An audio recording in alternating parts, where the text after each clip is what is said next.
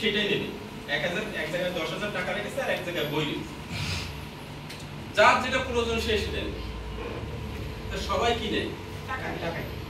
Sir জিজ্ঞেস করতেছে টাকা নিলেন কেন? যার যেটা অভাব। আপনার অভাব বই, আপনি নেন। আরে ভাই, আপনি ভবিষ্যৎ নিয়ে ভাববেন, আপনার ভবিষ্যতের জন্য যেটা আপনার জন্য ভালো হবে সেটা করবেন। আচ্ছা, আরেকটা পয়েন্ট এসে, আমরা যারা চাকরি করার ইচ্ছা নিয়েছি তারা, আমার বাড়ি হচ্ছে খুলনা, আমি চাকরি করতে আসি কোথায়? ঢাকা। আমি বললাম এখান থেকে 15 বছর আগে থেকে আমি বাড়ি পাই, আমার বাড়ি টান ছিল না। আমরা যারা চাকরি করতে চাই, স্যার আমার বাড়ি তো সাভার, আমার সাভার এলাকায় চাকরি। কি এলাকা ভাই? সাভার এলাকার ভিতরে কি আপনার চাকরি না হলে আমি সেখানে যেতে পারবো? ওনার ফ্যাক্টরিতে যদি জব ভ্যাকান্সি না থাকে আমি ওনাকে আপনাকে ওখানে দিতে পারবো? চাকরি করার ইচ্ছা যদি থাকে বাংলাদেশে যে কোনো স্থানে দিলে আপনি সেখানে যাবেন। ভাই, পরিবেশ সৃষ্টি করার দায়িত্ব আপনার। আমরা শুধু পরিচয়টা করাই দেবো, আপনি এখানে যান, আপনার ওইখানে কথা বলা আছে, আপনি এখানে যে আপনি পরীক্ষা দিবেন, ফাইট করবেন। এখন চাকরির বাজার কি কষ্টকর আপনারা জানেন না, এখনো চাকরির বাজারের ভিতরে ঢোকেন নাই।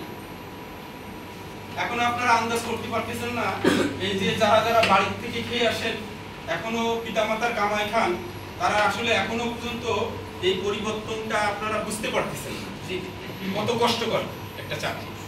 আমরা যারা শুরুতে চাকরির জন্য ট্রাই করছি, আমরা খুলনা থেকে, আমাদের তখন ওই যে ব্রিজ ছিল না, খুলনা থেকে ঢাকায় উঠতাম, খুলনা থেকে ঢাকায় আসতাম, রাত্রে গাড়িতে উঠতাম, সকালে এসে ঢাকায় নেমে পরীক্ষা দিয়ে আবার রাত্রি গাড়িতে উঠে পরের দিন চলে যেতাম ঢাকা।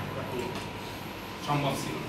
আমরা কত কষ্ট করেছি, এইরকম কত যে পরীক্ষা জীবনে দিয়েছি, সেই পরীক্ষার টাকাগুলো যদি রেখে ব্যবসা করতাম তাহলে মনে হয় আজকে মনে হয় আমি শিল্পপতি, এরকম একটা ভাব।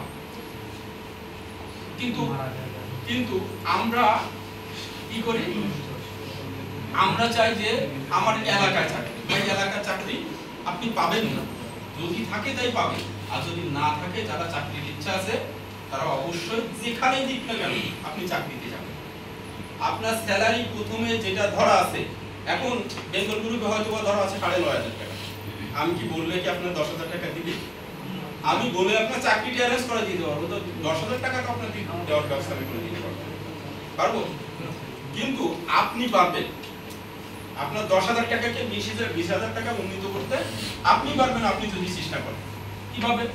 আপনি যেখানে চাকরি করেন না কেন, যে কাজটাই করেন না কেন, সেখানে নিজেকে অবসম্ভাবী, অত্যাবশ্যক, প্রয়োজনীয়, নেসেসারি এইটা আপনি মনে করেন।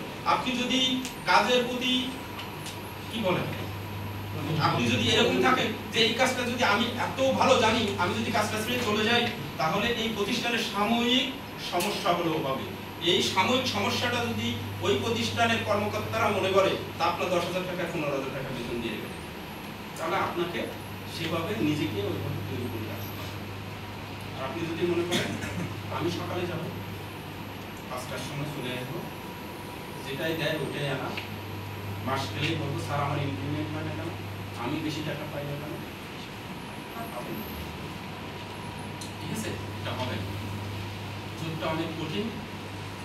আপনাকে ফ্যাক্টরিতে নিয়ে আপনার দ্বারা ইনকাম করেই তারা ইনকাম করবে, আপনাকে দিয়ে লস করা হবে, কেউ করবেন, আপনিও থাকলে করবেন, তাই না? আপনি যেখানে 10,000 টাকা বেতন দাবি করবেন, আপনার ওরকম একটা ছোটখাটো একটা প্রতিষ্ঠান দিয়ে যদি বলা হয় আপনার একটা লোক দিচ্ছে, আপনি বেতন কত দেবেন, তখন আপনি বলবেন আমি 5,000 টাকা, আপনি সেখানে যাচ্ছেন 10,000